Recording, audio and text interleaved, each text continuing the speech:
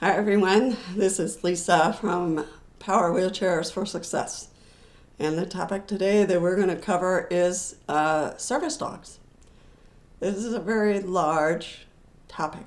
So I'm going to give the basics and then I will give recommendations on who you can call to get more information.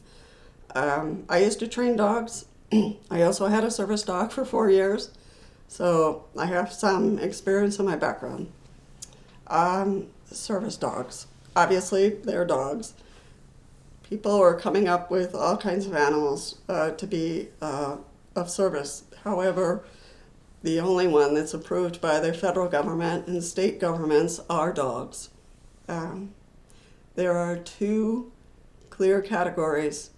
One is an emotional support dog, and the other is a service dog. And they are both different categories, and one is not like the other, okay? An emotional support dog does not have the same privileges as the service dog. The service dog has all the privileges, and the emotional support dog does not. So I know this is a sensitive topic for some people. They really want their service dogs with them, their emotional support dogs with them, but in most places it's not possible.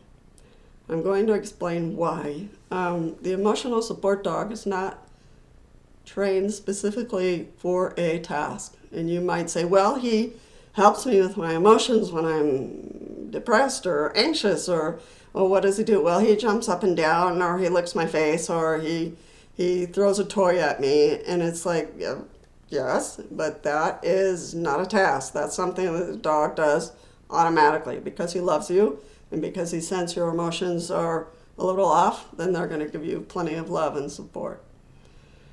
However, the service dog is trained to assist you in your physical needs, not emotional, physical. So that is a clear distinction, and they are trained in one or several tasks to help you physically with a limitation, whether it's picking things up or listening out for things, alerting you to sounds, or if you're blind, to guide you to make sure you do not walk into objects, people, you don't trip over sidewalks. So it's not like the dog knows where the person is going. It's that they're making sure that their owner does not walk into things, walls, doors, people, sidewalks, and they can cross the street safely.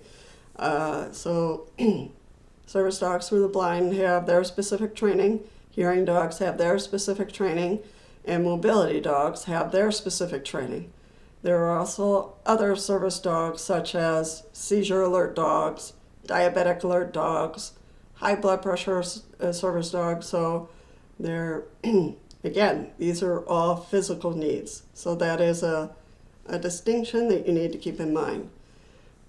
They have been battling a little bit with emotional support dogs and service dogs going on airplanes.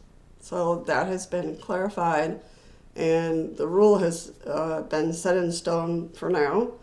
Emotional support dogs are considered pets. I'm really sorry, but that's the way they ruled. So if you have a service dog that needs to travel with you, then you need to alert the airlines at least 48 hours before your trip, and you also need to fill out a DOT form. So you'll probably find that online. That is very new. We didn't have to fill out forms, but the DOT now put out a form that you have to fill out, sign, and turn in at the gate. So these things, and the airline has permission to reject any dog that shows aggressive behavior. So if your service dog gets anxious, starts behaving odd, because sometimes they can, they're dogs, and they might make a mistake, so you gotta make sure that your service dog is up to the task, up to making a trip like this. So if they behave aggressively, they can be rejected by the airlines, and then your service dog will not be able to go with you or be placed in a cargo. Can my cat be my service cat? Nope, only dogs. So But he helps me, emotionally. That's an emotional support animal or cat. But they are not considered service cats. Only dogs can be service dogs. Now, can I train my own dog? Yes, you can. However, if he's going to go out in public or she is going to go out in public with you, you need to make sure that their training is on task, on point. If they're going out in public, they need to be very, very well behaved. Focused on you and only you. No growling, no barking, no pulling, no jumping. They have to be very, very laid back, and you really need to know what you're doing, because otherwise then you're going to get banned. Owners have the right to ban you if your dog misbehaves. My recommendation for anyone who's seriously considering a service dog is to go through an agency, a reputable agency that can train the dog for you. Oh, but Lisa, that's very expensive. Yes, it'll be expensive for you or the agency, so it really doesn't matter. The agency will ask for you to assist them in raising funds. So this is really important. If you're serious about having a service dog, go through an agency.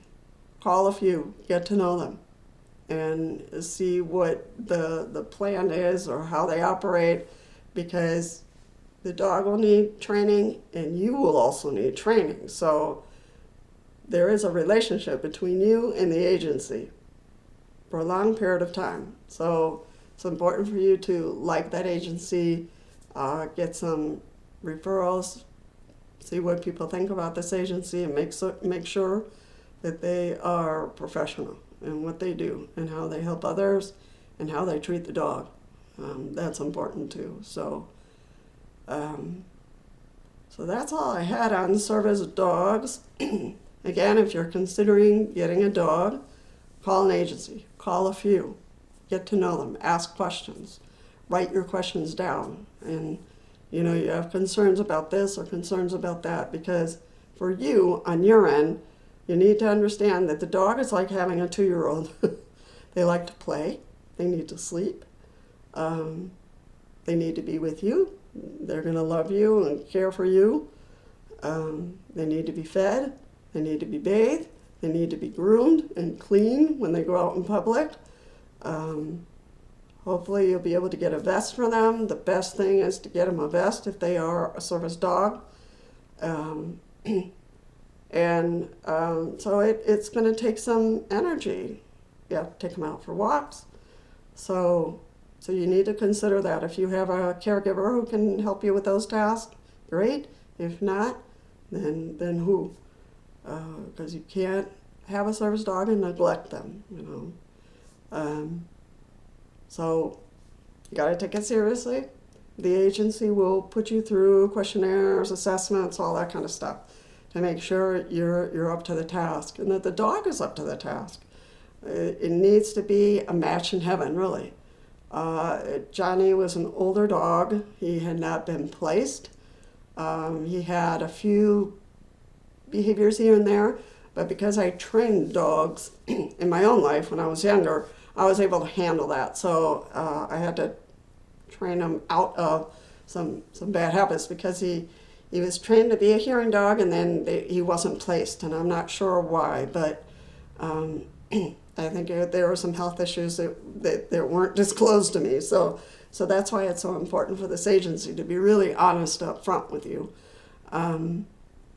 But Johnny and I, we did great together. He saved me from a fire. He did his tasks very well and was very good in public. The only time he growled was when he laid down in front of a mirror and could see himself. So he was growling at himself in the mirror. But other than that, he did well. He was a good dog. So if you have any further questions, you can email me.